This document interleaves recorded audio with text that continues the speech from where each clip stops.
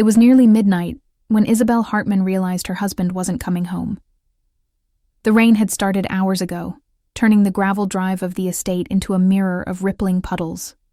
From the second-floor window of their restored farmhouse, in Napa Valley, she stood barefoot, a glass of unopened red wine trembling slightly in her hand. It was supposed to be their anniversary. 12 years. 12 years since she first took a chance on a man with a vision of turning a rundown vineyard into a wine empire. But the candles on the dinner table downstairs had burned out long ago. The risotto was cold. And Eli Hartman's phone, the same one that had buzzed nonstop the week before, was silent. Most wives might worry about a car accident, a flat tire, a medical emergency. But Isabel, she wasn't that naive anymore. She knew something was off, and it hadn't started tonight. The truth is, it had been unraveling for months. Little things at first. Missed calls, late meetings. The sudden appearance of a young sommelier named Chloe Ramirez, introduced casually, at a company event as a rising star in the wine world. She was half Isabel's age, but twice as visible lately. Poured into tight black dresses, her voice a little too familiar when she said, "Eli and I have been working really closely." Isabel had ignored it, dismissed the knot in her stomach as overthinking. After all, she'd been the one to step back from her career, a rising star in tech marketing, to support Eli's dream. She'd believed in him, believed in their shared future. She didn't regret it. Not yet. But tonight was different. It wasn't just that he was late. It was the photo. One of her friends had sent it casually in a group chat without thinking, accompanied by a string of laughing emojis. "Look who I ran into at Florence Ristorante." And there it was, her husband, her Eli, candlelight glowing against his face, leaning in too close to Chloe, their hands grazing over a shared dessert. The intimacy was unmistakable, and it was dated tonight, their anniversary. Isabel didn't scream. She didn't cry.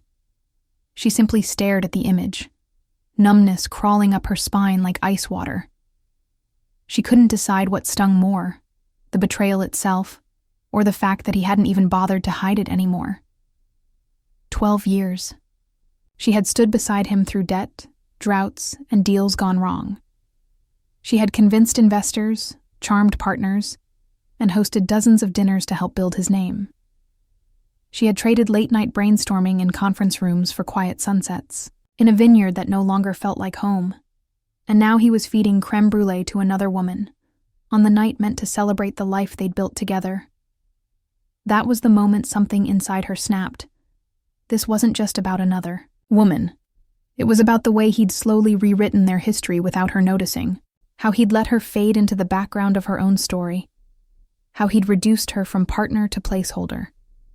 And worst of all, how he'd smiled while doing it. The storm outside raged on, but inside Isabel was quieter than she had ever been.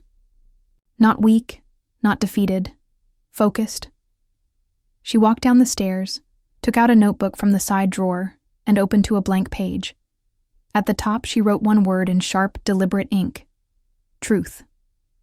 Then underneath, how long has it been going on? What else has he lied about? How much of this vineyard is even in my name anymore? What would happen if I walked away? What would happen if I didn't? She didn't know it yet, but this night, this single moment of silence and clarity, would become the hinge upon which her entire life turned. She wouldn't confront him right away. No, not yet. Because something deeper had begun to stir. A cold, patient kind of fury. A clarity she hadn't felt in years. And underneath it all, something else. A resolve to no longer be the woman who waits at the window. Because if Eli Hartman thought he could rewrite the ending of their story without her, he was about to find out how wrong he was. And so were the ones who helped him. This is not a story about heartbreak. This is a story about what happens after. When the curtain falls and the mask slips. When the perfect marriage rots beneath the vines. When a woman realizes that revenge, when served cold, can be the most intoxicating vintage of all. Stick around. You won't want to miss how this one ends. If this story pulled you in, if you felt even a flicker of anger, recognition, or curiosity, consider subscribing to this channel. Every view, every comment, every new follower gives us the strength to keep sharing stories like this. Stories that are raw, real, and unforgettable. And trust me, what's coming next is worth it. Now, let me ask you a question. What do you think Isabel should do next? A. Confront Eli immediately and demand the truth. B. Stay silent, gather evidence, and make her move when he least expects it. Drop your answer in the comments below. Just type A or B, and tell us why. Your response might show up in the next video. The next morning, the vineyard was quiet. Too quiet. Mist hovered just above the grapevines, and the air carried the kind of stillness that came before a storm. Not one in the sky, but something brewing beneath skin, bone, and memory. Isabel sat at the long wooden table on the back veranda, watching dew evaporate off the railing in the rising sun. She had not slept. Her thoughts spun in loops all night, not frantic, but deliberate. There was no longer room for doubt. There were no misunderstandings left to be had. Eli returned around 7:30 a.m., smelling of cologne and stale wine, his hair slightly damp as though he'd tried to freshen up before walking through the door, but his eyes betrayed him. Red-rimmed and unfocused, he greeted her with a kiss on the cheek, as if nothing had happened. "Morning, babe. Sorry I missed dinner." The supplier meeting went way over. She didn't move. Isabel had practiced this moment in her head all night, picturing how she might confront him, how she might throw the wine glass she never drank, or scream until her throat burned. But when the moment came, all she did was raise her eyes and look at him. Was Chloe there? The way he froze, half turned, half caught, said more than any denial ever could. He blinked. His mouth opened, then shut. She could see the lies calculating themselves behind his eyes. "I don't know what you think you—" "I saw the photo," she said evenly. "Florence Ristorante, last night. You were holding hands." He didn't respond right away. She watched the twitch in his jaw, the fight between damage control and arrogance playing out like theater. Finally, he exhaled through his nose and leaned against the column. "You're making more of this than it is. You're having an affair. That's not fair." "Fair?" Her voice cracked, not with sadness, but disbelief.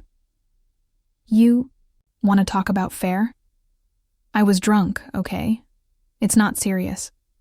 Chloe is just someone to talk to. You've been distant for months. You buried yourself in your little event planning projects. You barely look at me.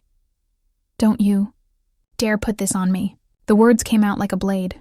Sharp. Final. Eli flinched. "After everything I gave up for this life, after everything I did to build your dream, you're telling me I drove you to this? I'm saying it wasn't perfect." Isabel stood, slowly, her chair scraping back with quiet menace. "You don't get to rewrite the narrative. You don't get to turn your betrayal into my fault because you didn't have the courage to be honest. You lied to me.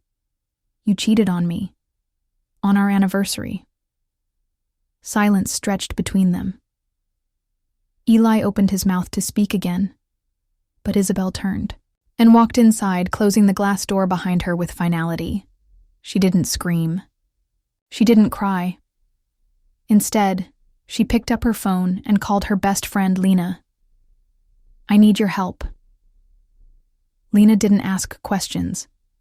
She'd known Isabel since college, through heartbreaks and promotions, through Eli's risky first years, trying to fund the vineyard. She knew Isabel didn't make dramatic calls unless the ground had cracked beneath her. That afternoon, They met in the guest house behind Lena's boutique hotel in Yountville. Isabel's hands trembled slightly as she passed Lena the photo. "I want you to help me find everything. Phone records, financials, text messages, anything I can use." Lena looked at her for a long moment. "You're not just divorcing him." "No," Isabel said. "I'm going to make sure he doesn't erase me." The next weeks passed like a slow-motion unraveling. Eli continued his charade, claiming late nights were business, spending more time with Chloe under the excuse of expanding their tasting room. Isabel didn't confront him again. She played the role of the supportive wife one last time, hosting a vineyard gala that had been scheduled for months. She smiled for the guests, toasted with investors, and let Chloe pour her a vintage Merlot without flinching. She even thanked Chloe for her support. That night, Chloe texted Eli from the bathroom.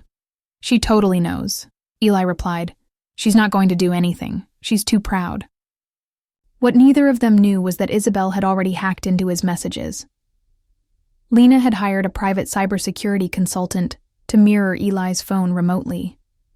Every call, every transfer, every love note Chloe thought was private. Isabel read them all. But there was something else more alarming than flirtations. Bank transfers. Frequent, irregular. Funds being funneled from their joint vineyard account into what appeared to be a personal consulting firm Chloe had established only 2 months ago. On paper, it was a business expense. In reality, it was a shell. Isabel recognized the signs. She used to audit budgets in her corporate life. Eli wasn't just cheating emotionally. He was preparing financially. Cutting her out. Slowly. Quietly. That was the moment Isabel stopped thinking in terms of heartbreak. She began to think in terms of war. She filed for an asset protection consultation with one of the top divorce lawyers in Northern California, a woman named Valerie Chen, who specialized in high-net-worth separations. The meeting was brief, but electric. "You're not here just to split the estate," Valerie said after hearing the facts. "You want to reclaim it. I want to make sure the next time he looks at the vineyard, he remembers what it cost him." Valerie smiled. "I'll need financial statements, full ownership breakdowns, employee contracts, and any proof of misconduct. You'll have it by the weekend." In the meantime, Isabel leaned into her past, the part of her she'd let fade over the years. She reached out to old contacts in branding, hospitality, and PR.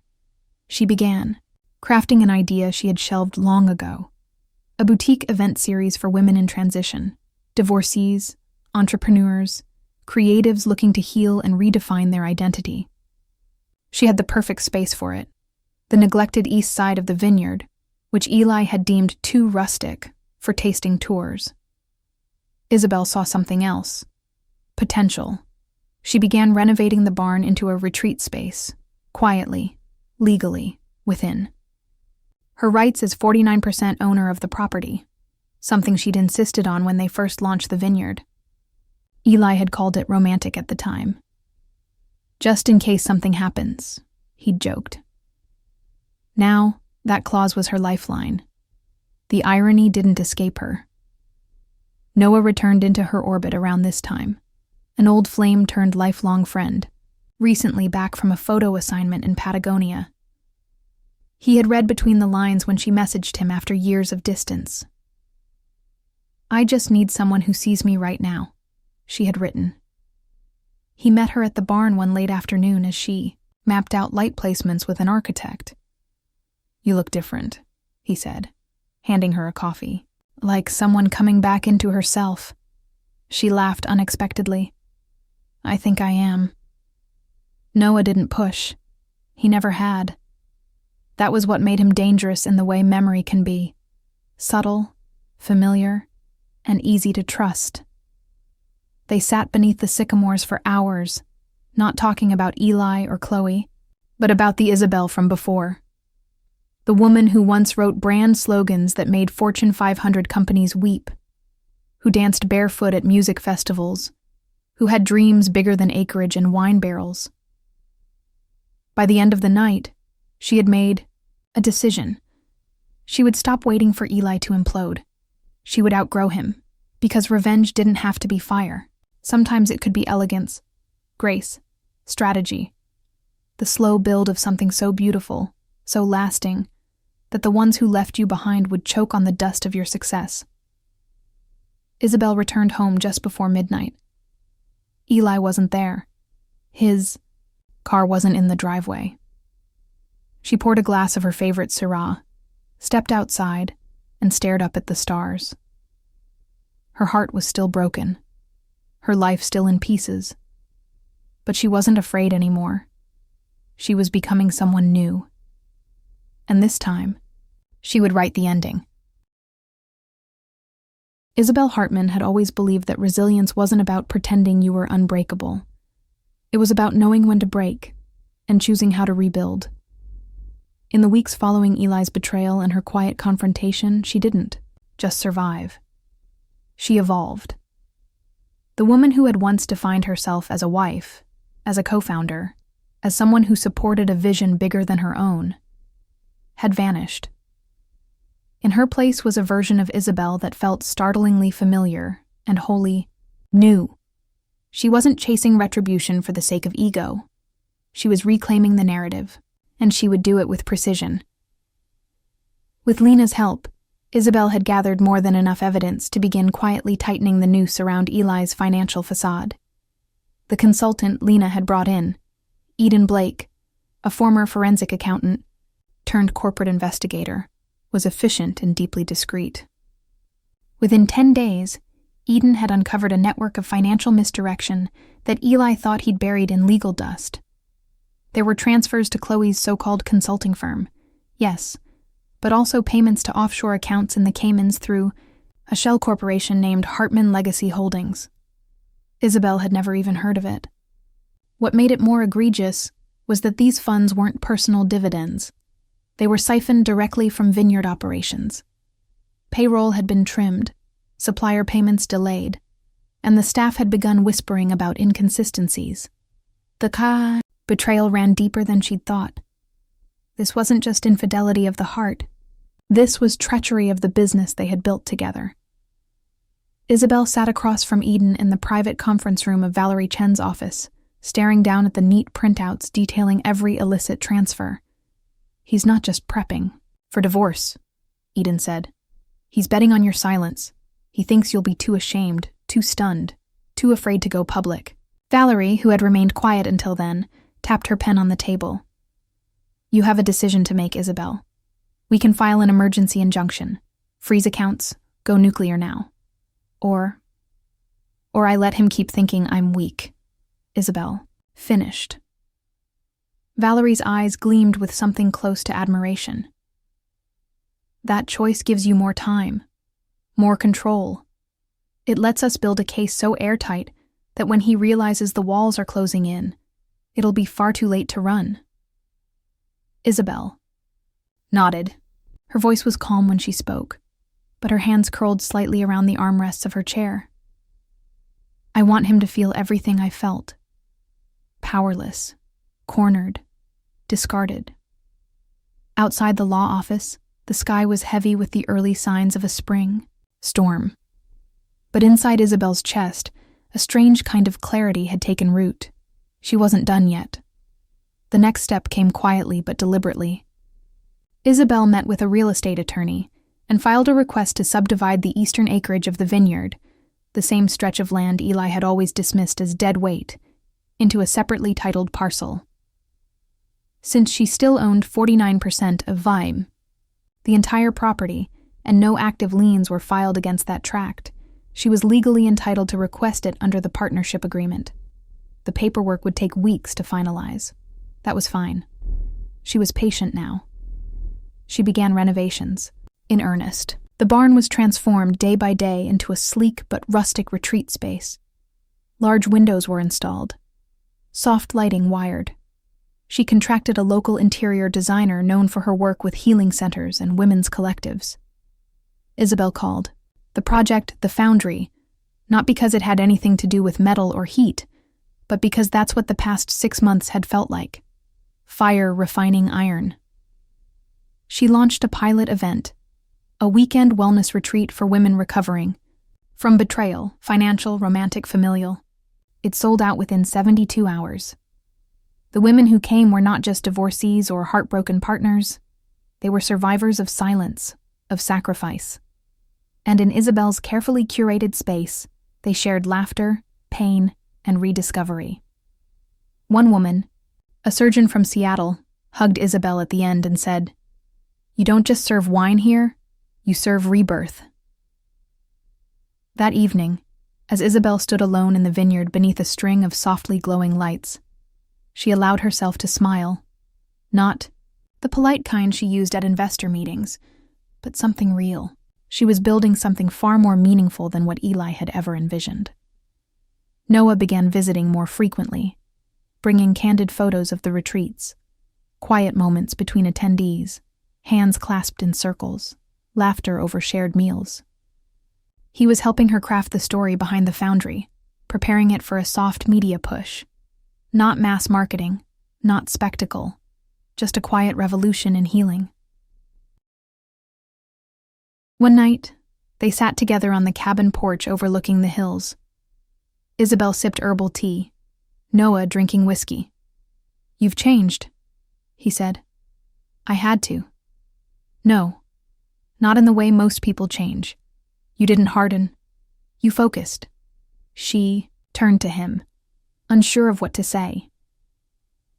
"People think revenge is about rage," Noah continued. "But this is something else. You're not chasing him. You're outgrowing him." And maybe that was true, but Isabel wasn't quite ready to admit it aloud. 3 days later, Eden called with new information. I dug deeper into the shell corporations. One of them is tied to a land purchase Eli made without disclosing it in his filings. "Where?" "Sonoma. He bought a small estate under Chloe's name. I think he's planning to launch a new label, without you." Isabel let the silence stretch before responding. "Not if I launch mine first." And she did. 2 weeks later, she filed paperwork to trademark Heart and Bloom Wines, a sister label under the Foundry's retreat umbrella. A soft launch was planned, supported by influencers in the lifestyle space who had attended her first retreat and offered to feature it organically. The wine was excellent. Isabel had worked with one of their senior vintners, Rosa Delgado, who had been overlooked by Eli for years despite her brilliance. Rosa crafted a blend that was bold, complex, and unapologetically female. It hit the market with little fanfare, but it hit the right people. Within a month, Heart and Bloom was featured in an upscale women's magazine as the wine brand healing divorcees are toasting to. That's when Eli noticed.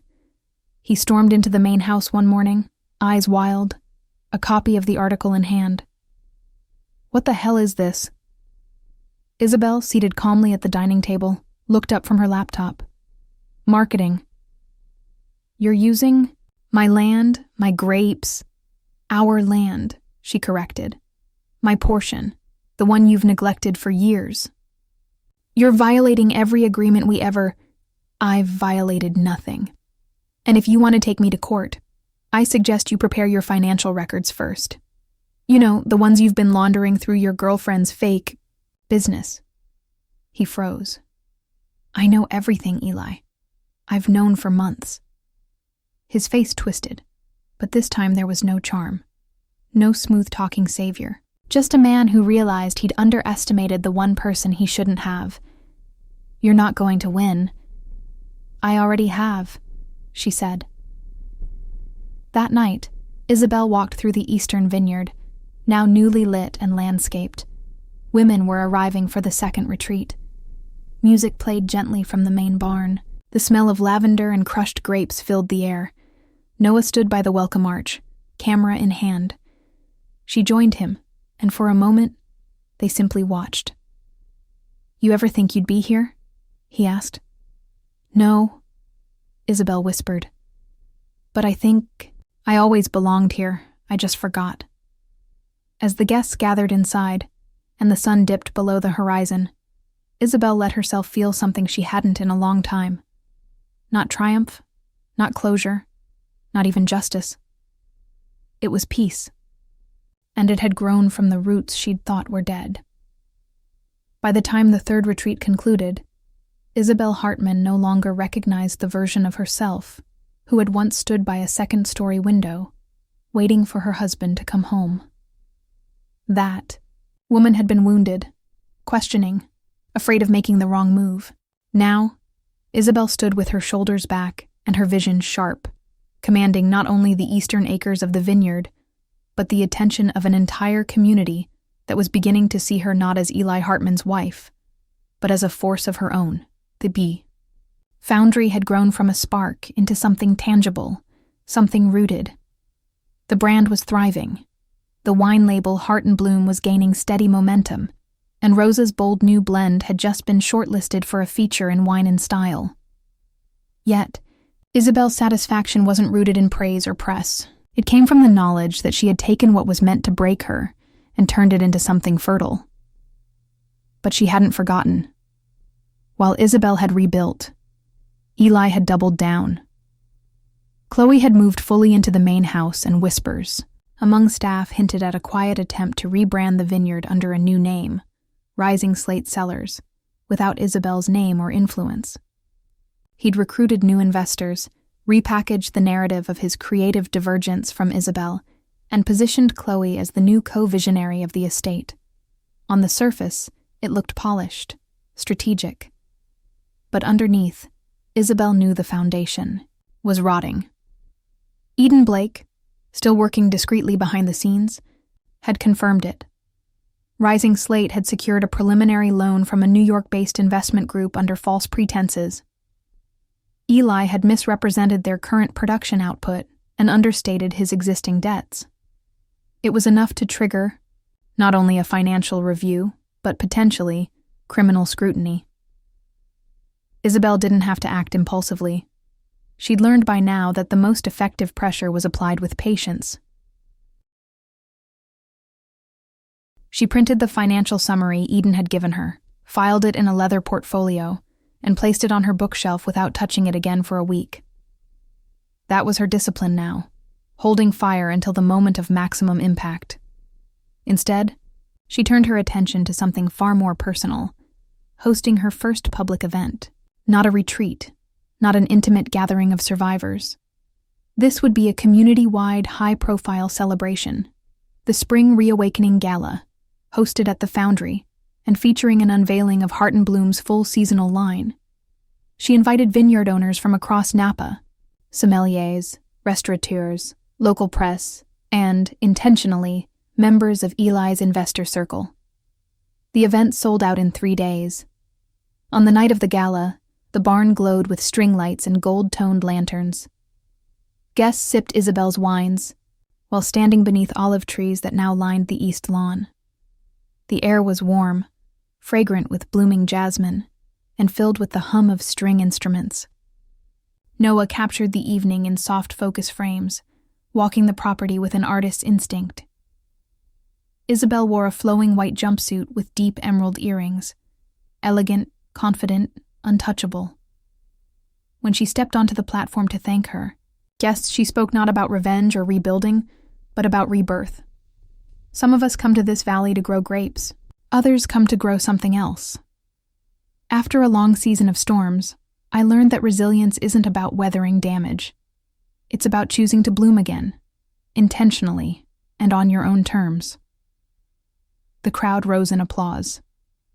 What she didn't mention was that Chloe had been spotted lurking near the outer gate, watching from the shadows. A former employee had tipped Isabel off, noting that Chloe's demeanor had grown increasingly erratic in recent weeks. Mood swings, paranoia, tension with staff. The housekeeper confided that Chloe had started checking Eli's phone when he showered, insisting Isabel was out to destroy them. She wasn't wrong. A week after the gala, Eli's investors received anonymous packets, unsigned, untraceable, containing a copy of his doctored financial statements, side by side with verified accounting ledgers from Eden's investigation. The cover page read, Due diligence begins here. Almost overnight, Rising Slate's funding stalled. Calls were ignored. Contracts fell through. The local wine collective removed Eli's brand from their spring showcase, citing pending compliance concerns. Then came the audit. The IRS, prompted by another anonymous tip, initiated a review of the vineyard's tax filings over the past 3 years. The scrutiny exposed gaps, unexplained deductions, payroll irregularities. Suppliers began demanding faster payments. One even sued. And Chloe? She cracked. A letter arrived at Isabel's office, delivered by courier. It was a statement, handwritten and signed, admitting her involvement in siphoning funds under Eli's direction. She had agreed to be the face of the shell company, she claimed, because she believed Eli would eventually leave Isabel, marry her, and legitimize everything. But now, with their assets frozen and the threat of legal action growing, Chloe was seeking to negotiate a deal. She's turning on him, Valerie Chen confirmed, reviewing the letter. If we move quickly, we can press forward with criminal charges, or you can leverage this for something else. Isabel didn't hesitate. I want the estate. She had no desire to jail Eli. She didn't want headlines. What she wanted was the heart of what he'd stolen, the home, the land, the legacy he had tried to erase her from. Within days, Valerie brokered a negotiation. Isabel would offer to assume all the vineyard's debts, including outstanding lawsuits and liens, in exchange for a complete transfer of ownership. Eli, cornered and abandoned by Chloe, agreed. It was that, or face fraud charges with no safety net. The papers were signed in silence, under fluorescent lights in a neutral office. As he slid the final document across the table, Eli didn't meet Isabel's gaze. She left, you know, he muttered. Chloe packed a bag and disappeared. Isabel stared at him for a long moment. There was no hatred left. Just quiet, undeniable detachment. She followed your example, she said. She left when it got hard. The next morning, Isabel walked through the main house alone for the first time in over a year.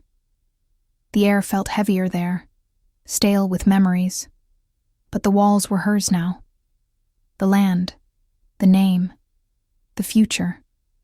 She had renamed the estate in the new deed, Heart and Bloom Vineyard.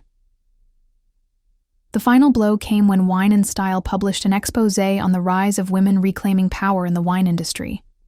Isabel was the featured profile. The article didn't mention Eli by name. That, she decided, was the most merciful thing she could do. Erase him not with fire, but with absence. Still, the silence wasn't without weight. At dinner one evening, Noah watched her stir pasta absent-mindedly and asked, "What are you thinking about?" Isabel hesitated. Whether any of this, everything I've done, actually filled the space he left behind. Noah looked at her. Serious. He didn't leave a space. He was the weight holding you down. You're not filling a void, Isabel. You're expanding. Later that night, Isabel stood on the terrace as the sun slipped behind the hills. The vines shimmered in golden light, full and alive. From a distance, she could see workers walking the rows, tending to the life she'd fought to protect. She placed her hand over her heart and exhaled.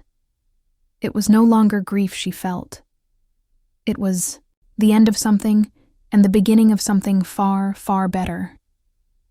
Isabel Hartman never planned to become the face of resilience. She never envisioned her name etched onto wine labels or whispered in industry circles with a mixture of awe and caution. She certainly never imagined standing alone in the heart of a vineyard she now fully owned, watching the rows sway in the late summer breeze like they were bowing to her. And yet, here she was. It had been nearly a year since the night everything broke. Since betrayal ripped through her home like a wildfire and left her standing in the ash. But what no one had anticipated, least of all Eli, was that Isabel wouldn't burn. She would root deeper. Heart and Bloom had become more than a wine label. It was a movement A place where women came not only to taste and toast, but to reclaim parts of themselves that had been buried beneath years of compromise. The Foundry hosted monthly retreats now, each one filled with stories that mirrored her own. Partners who had lied, dreams deferred, voices silenced. Isabel didn't offer therapy or healing. She simply offered space. A place to breathe. A place to begin again. Her memoir had come as a surprise, even to her. It wasn't something she'd planned to write. But one evening, after hosting a retreat group around a fire pit, one woman had said quietly, "You should write this down. All of it. Some of us don't have the words yet. You do." The book, Vines and Firelight, Reclaiming My Story, debuted modestly. Then it didn't. Within months, it became a bestseller in both memoir and self-transformation categories. Not because it was a tale of destruction, but because it was a blueprint for rebirth. What set it apart was its tone. Not bitter, not vengeful, honest. Isabel never named Eli or Chloe. She never vilified them. She simply told the truth. What it feels like to disappear in your own life, and what it takes to step back into yourself without asking for permission. When she received the letter from Chloe's attorney, an appeal to reopen the settlement, based on emotional duress during the initial proceedings, Isabel didn't flinch. She handed it to Valerie Chen, who handled it with surgical efficiency. Within a week, the case was dismissed. Valerie didn't even need to present the full file Isabel had compiled, though it sat waiting, should Chloe ever forget the consequences of playing the victim in a story she helped write. As for Eli, he had disappeared into quiet obscurity. After the transfer of the estate, his name had faded from the wine community. His new ventures failed before they began.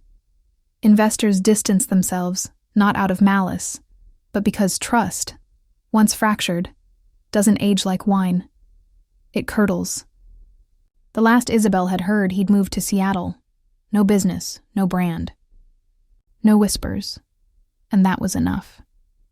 Isabel had no appetite for watching him suffer. She had already seen what he looked like when he lost everything. The bigger story now was the woman who had risen from it all. That fall, Heart and Bloom hosted its first harvest wedding. The couple, two women from Colorado who had attended a retreat 6 months prior, had asked Isabel if they could be the first to marry beneath the arbor she had rebuilt with Noah's help. The same arbor where she had once stood in a white dress promising a man forever. She said yes. She watched the ceremony from a quiet distance, heart full, a soft smile resting on her lips. The vows were raw and luminous. They spoke not of perfection, but of showing up even when love gets hard, of truth and kindness, and remembering that forgiveness doesn't mean forgetting. Later that evening, Noah found her in the tasting room, away from the music and laughter. "Strange being here?" he asked. She turned to face him. "Strange, but not painful." He nodded, pouring 2 glasses of their limited harvest blend. "Still think about leaving?" he asked. "I did," she admitted. "Right after everything happened.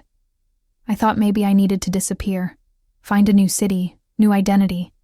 But the more I stayed, the more I realized, this place isn't tainted. The vineyard didn't betray me. The land didn't lie. Just the man." Noah raised his glass. "To staying. To blooming where you were once buried." She clinked her, glass against his. They didn't speak of love, not directly. What they shared was slower than romance. It was a tether formed from time, trust, and the kind of intimacy that didn't need declarations to be felt. He never tried to fix her. He just stood beside her, and that was more than enough. The next morning, Isabel walked the rows alone, boots sinking into the damp soil, hands brushing the heavy clusters of fruit still hanging on the vine. This year's yield would be stronger than the last. The roots were maturing. The harvest promised depth, richness, complexity. She paused beneath the sycamore tree where she had once cried until her ribs ached, where she had once made a promise to herself that no one would ever erase her again. That promise had been kept, not through destruction, but through creation. Later that month, Isabel finalized the plans for a second vineyard location, this time in Oregon's Willamette Valley. Smaller, quieter, but with the same soul, a place for women farmers, winemakers, and entrepreneurs to learn and collaborate. She would call it Second Bloom. Her team asked if she wanted a press release. No, she said. Let it grow the way I did. Quiet first, strong later. That winter, she returned to the arbor once more, this time alone. Snow had dusted the vines. The air smelled of cedar and frost. She closed her eyes and let the silence settle. No regrets, no rage, just roots. Some love stories don't end. They evolve. Others, like the one she once shared with Eli, dissolve entirely, leaving behind only lessons and a reminder of how far a woman can rise once she stops asking to be chosen and begins choosing herself. Isabel Hartman had been a wife. She had been a partner. She had been betrayed. Now she was something else entirely. She was the story, and she was just getting started. Isabel Hartman's journey began where many tragic stories do, with trust misplaced, love betrayed, and identity unraveling in the quiet corners of a seemingly perfect life. A woman who once built her world around her husband's vision, who stepped away from her own ambitions to nurture someone else's dream, found herself staring into the cold truth that she had been written out of her own story. When Eli Hartman betrayed her, not only emotionally, but financially, spiritually, and with callous calculation, Isabel could have collapsed under the weight of devastation. She could have chosen rage. She could have played victim. But what she did instead was infinitely more powerful. She paused. She watched. She studied every crack in the foundation of the life they had built, and chose to rebuild something entirely her own. Through patience, strategy, and the unshakable decision to no longer be silent, Isabel transformed her pain into purpose. The foundry was not just a physical space. It became a metaphor for rebirth. Every woman who passed through its doors added another layer to Isabel's healing. Each retreat, each shared story, each quiet moment of reclaiming joy reminded her that she wasn't alone, and she didn't have to live like she was ever again. She didn't destroy Eli publicly. She didn't need to. Instead, she outgrew him.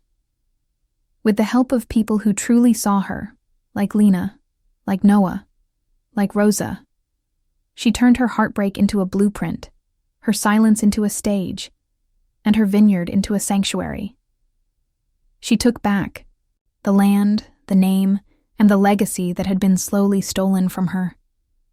But more than that, she took back herself. Isabel's evolution wasn't marked by one grand gesture. It came in quiet decisions, in paperwork filed at just the right time, in emails sent after midnight when doubt crept in showing up, day after day, not for vengeance, but for vision, in loving herself enough to build a life where she would no longer have to prove her worth to anyone else. She wrote a best-selling memoir not to seek pity or applause, but to give voice to the thousands of women who had lived her story in fragments. And when the time came to take a final stand, to defend what she had built and who she had become, she did so with grace, clarity, and unwavering dignity. By the time Eli had faded into the margins of the world they once shared, Isabel had risen as something more than a survivor. She became a creator, a guide, a symbol of what happens when a woman stops asking for permission to be seen, and instead decides to shine on her own terms. And when she stood beneath the very arbor where she once said vows that were broken, she didn't mourn what had been lost. She celebrated what had been found, her voice, her purpose, and her future. The lesson.